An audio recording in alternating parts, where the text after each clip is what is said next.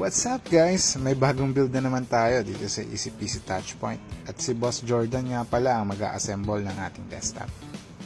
Sa CPU pala natin guys is Ryzen 9 7900X max boost up to 5.6 GHz. Together with the memory of 4x16, total of 64 GB G-Skill Trident Z5. SSD pala natin dito guys is dalawang 1TB Kingston M.2 PCIe, total of 2TB. At ayun na nga, sa part na to, sinisimulan na ni Boss Jordan ang pag-assemble ng ating desktop.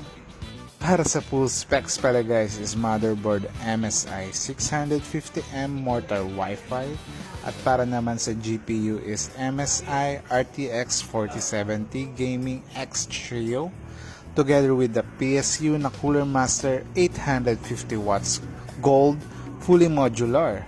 Para naman sa case is Dark Flash C285P ATX glass panel gaming PC block with a Corsair of iQ H150i Elite XT and additional Dark Flash DR12 Pro 120 3-in-1 fan.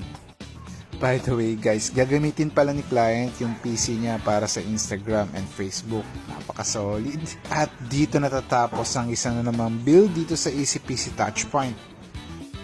Para sa mga gantong build, don't forget to visit EASYPC Touchpoint and paki-follow kami sa Facebook page and TikTok account. Salamat!